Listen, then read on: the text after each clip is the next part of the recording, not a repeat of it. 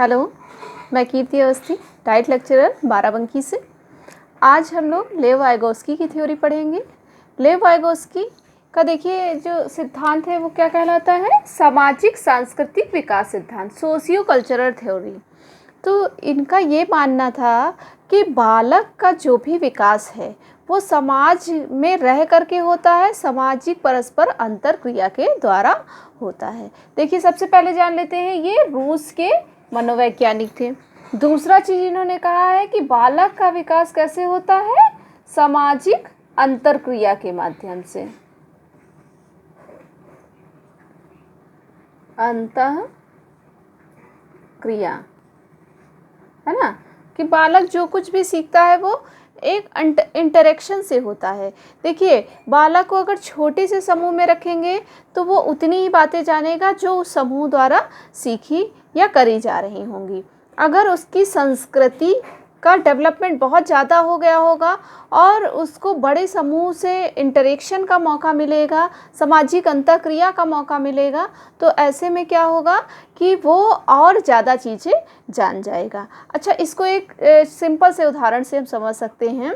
मान लीजिए एक ग्रामीण क्षेत्र में रहने वाला बालक है जिसने लैपटॉप, कंप्यूटर या मोबाइल को बहुत कम देखा जाना है, तो वह उसकी संस्कृति में वो चीज़ें डेवलप नहीं थी, तो वह उनके बारे में सीमित ज्ञान रखता है। लेकिन अगर शहरी क्षेत्र का एक बालक होगा तो अगर उसके पास लैपटॉप, कंप्यूटर, ये सारी चीज़ें अवेलेबल होंगी और वो उनको आसानी से चला लेता होगा।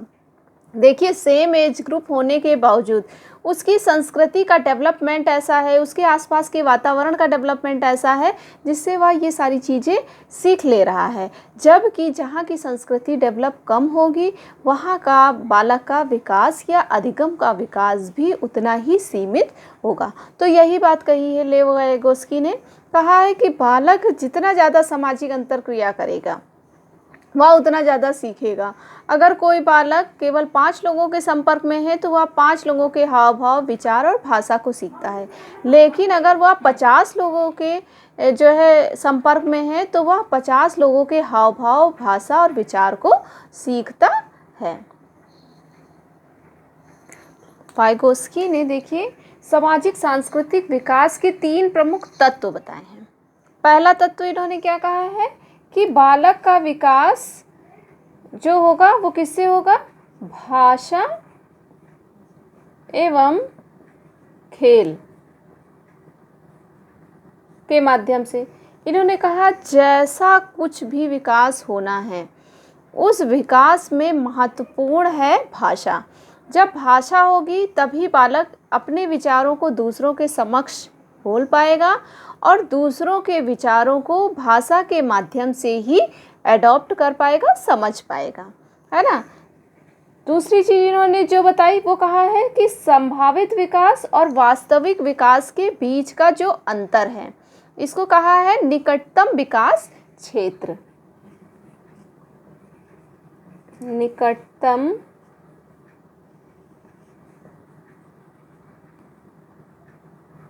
विकास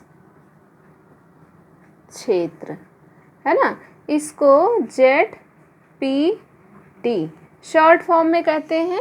इसको अभी मैं एक्सप्लेन करूँगी। अच्छा, तीसरी जो महत्वपूर्ण बात इन्होंने बताई है वह बताई है कि किसी के सहयोग से सीखना, है ना। जैसे कि जो है इसको स्कैफ फोल्डिंग के नाम से इन्होंने बताया है, जिसमें दूसरे की मदद ली जाती है सीखने के लिए। तो आइए इन तीनों के बारे में एक बार जान लेते हैं। देखिए इनकी थ्योरी में 3 महत्वपूर्ण तत्व हैं। पहला है स्कैफ फोल्डिंग। स्कैफ फोल्डिंग को ढांचा निर्माण भी कहते हैं, लेकिन आपसे हिंदी में भी स्कैफ फोल्डिंग लिखा हुआ ही आएगा। अच्छा, स्कैफ फोल्डिंग क्या है? देखिए बच्चों के जो भी विचार हैं, जो भी कंटेंट हैं, ये सब क्या है, अव्यवस्थित होते हैं। इनको किसी अन्य के माध्यम से व्यवस्थित किया जाना ही स्कैफ फोल्डिंग होता है। देखो सिंपल से साधारण से उदाहरण से इसको हम समझ सकते हैं। जैसे कोई बच्चा 10 वर्ष का है, वो 10 की नोट, 20 की नोट, 50 की नोट को तो पहचानता है, लेकिन उसे गिनतियाँ नहीं आती। तो क्या होगा कि यानी कि उसको गिनती में ये तो समझ में आ रहा है कि 10 की नोट है वो कम है और 20 वाली उससे अधिक है, लेकिन गिनती के अभाव में वह हिसाब किताब नहीं सीख पा रहा है। तो अब क्या करेंगे, यदि उसे किसी बड़े की सहायता के द्वारा, वो उसके माता पिता, भाई बहन, शिक्षक कोई भी हो सकता है, यदि उसे क्रमबद्ध रूप से गिनतियाँ सिखा दी जाएं 50 तक, तब उसके अंदर जो समझ उत्पन्न होगी कि 10 की नोट छोटी क्यों है और 20 का नोट बड़ा क्यों है, या 50 की नोट अधिकतम मूल्य क्यों रखती है, तो ये जो क्रमबद्ध व्यवस्थित जो है ज्ञान होगा, यह कहलाएगा ढांचा निर्माण, यानी स्कैफ फोल्डिंग। और यह स्कैफ फोल्डिंग किसी दूसरे की मदद से जो भी तत्व है उसको व्यवस्थित तरीके से समझना ही स्कैफ फोल्डिंग कहलाता है। अच्छा, दूसरा इन्होंने कहा है जोन ऑफ प्रॉक्सिमल डेवलपमेंट। इसको शॉर्ट फॉर्म में ज़रूर पूछते हैं, बहुत बार पूछा गया है कि ZPD किसकी अवधारणा है। तो पहला क्वेश्चन तो यही बन जाता है, ZPD किसकी अवधारणा है, लेव वाइगोस्की की। अच्छा, जोन ऑफ प्रॉक्सिमल डेवलपमेंट, तो प्रॉक्सिमल डेवलपमेंट की जहाँ पर बात की जा रही है, इसको समझ सकते हैं कि निकटतम विकास का क्षेत्र। जैसे कि उदाहरण के रूप में इसको भी समझेंगे कि मान लीजिए कि अगर कक्षा 5 का एक विद्यार्थी है तो उसे गिनतियाँ आनी चाहिए, पहाड़े आने चाहिए, और उसे जो है हिंदी और इंग्लिश की वर्णमाला आनी चाहिए, बड़े अनुच्छेद पढ़ करके उसका आंसर कर लेना चाहिए, ये सारी चीज़ें उसकी क्वालिटी में होनी चाहिए। लेकिन अगर कोई बालक मान लीजिए 10 वर्ष का हो गया है लेकिन उसे कुछ भी नहीं आता है, तो अब क्या है कि ये जो विकास के बीच का अंतर है, इस अंतर को जोन ऑफ प्रॉक्सिमल डेवलपमेंट कहेंगे। अच्छा, एक दूसरा उदाहरण देख लेते हैं। जैसे कि एक वर्ष में जो भी कुछ पढ़ाया जाता है वह क्या है, एक निर्धारित पाठ्यक्रम होता है, संभावित विकास का क्षेत्र, है ना। तो इसको जैसे कि ये समझ लीजिए कि जो है 5th क्लास के लिए जो भी निर्धारित पाठ्यक्रम है वो मान लीजिए इतना है, ठीक। अब किसी की सहायता से यदि उसको पढ़ाया जाए और उसने इतना अचीव कर लिया, तो इन दोनों के मध्य का जो अंतर है वह कहलाएगा जोन ऑफ प्रॉक्सिमल डेवलपमेंट। अच्छा, एक तीसरा उदाहरण देते हैं। मान लीजिए कि 2 छात्र हैं, उनको मैंने कुछ भी पढ़ाया, सिमिलर एक चीज़ पढ़ाई और उनका टेस्ट लिया। टेस्ट लेने के बाद दोनों के नंबर इक्वल 5-5 आए 10 में से। फिर उसके बाद एक बालक को बाहरी सहायता दी जाती है, यानी कि उसको अलग से पढ़ाया गया, वीडियो दिखाया गया या किसी माध्यम से उसकी सहायता की गई, और दूसरे बालक को कुछ भी बाहरी सहायता नहीं दी गई, यानी जितना उसने 1 महीने पूर्व पढ़ा था उसी में ही वो सीमित रह गया। फिर उसके बाद 2 महीने बाद जब इनका टेस्ट हुआ तो दोनों में जो भी अंतर दिखाई देगा नंबर का, वह कहलाएगा संभावित विकास क्षेत्र का अंतर, जिसको निकटतम विकास क्षेत्र भी कहा जा सकता है। अगर नहीं समझ में आया है तो एक बार फिर से आप समझ लीजिए, जोन ऑफ प्रॉक्सिमल डेवलपमेंट क्या कहलाता है कि जैसे कि एक सिलेबस है, इस सिलेबस को आपको 1 वर्ष में कंप्लीट करना होता है, या संभावित विकास क्षेत्र है। अगर इस सिलेबस को आप 100% गेन कर लेते हैं तो मतलब कि आपने उस अधिकतम स्तर को प्राप्त कर लिया। लेकिन होता क्या है कि हमारे जब मार्क्स आते हैं तो वो 75%, 85% होते हैं, यानी कि दिए गए पाठ्यक्रम को 80% या 75% मैंने ग्रहण कर लिया है। तो यह जो अंतर है ये निकटतम वास्तविक विकास क्षेत्र कहलाता है, यानी कि एक संभावित विकास क्षेत्र होगा जो कि अधिकतम होगा, और एक वास्तविक विकास क्षेत्र होगा जिसको कि किसी के प्रयास के द्वारा अचीव कराया गया होगा, ठीक है। अब इन दोनों के अलावा तीसरी चीज़ इसमें जो महत्वपूर्ण है वो क्या है, स्पीच एंड प्ले। तो इन्होंने कहा है कि जो भी विकास होता है वह भाषा के माध्यम से होता है। बालक में 3 प्रकार की मुख्य भाषाएं देखने को मिलती हैं। एक होती है व्यक्तिगत भाषा, एक होती है आंतरिक भाषा, और एक होती है सामाजिक भाषा।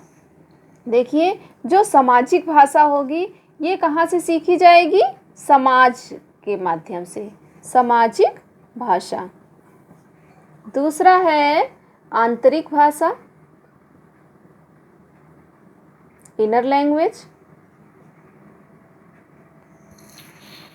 है ना। और तीसरी है व्यक्तिगत भाषा। व्यक्तिगत भाषा। अब सामाजिक भाषा क्या है? वह भाषा जो उसमें समाज के लोगों से हम इंटरेक्शन करते हैं, जो हम बोल रहे हैं और जिस लैंग्वेज में आप समझ रहे हैं, वह क्या कहलाएगी? सामाजिक भाषा। जिसमें अधिकतम लोग जिस भी भाषा का उपयोग करते हों और उसके माध्यम से भावों का आदान प्रदान करते हों, विचारों का आदान प्रदान करते हों, वह सामाजिक भाषा कहलाती है। आंतरिक भाषा। आंतरिक भाषा इंटर लैंग्वेज होती है, इनर लैंग्वेज होती है। जैसे कि हम मान लीजिए कुछ बोल नहीं रहे हों, लेकिन अपने आप को इंटरेक्शन दे रहे हों कि हम अपने मन में ये विचार कर रहे हो कि हमें ये काम 9 बजे तक कंप्लीट कर लेना है, 10 बजे उठकर ये काम करना है, जो हम अपने आप को जो है निर्देशित करते हैं ना, वो सारी क्या कहलाती है? आंतरिक भाषा कहलाती है। फिर उसके बाद एक आती है व्यक्तिगत भाषा। व्यक्तिगत भाषा में क्या होता है कि जब बालक ग्रुप में होते हैं तो ये आपस में जिस लैंग्वेज का प्रयोग करते हैं, कभी कभी ऐसा देखा गया है कि बालक ग्रुप में कोड लैंग्वेज का उपयोग करने लग जाते हैं, या इनकी व्यक्तिगत भाषा होती है जो कि सामाजिक भाषा से भिन्न होती है।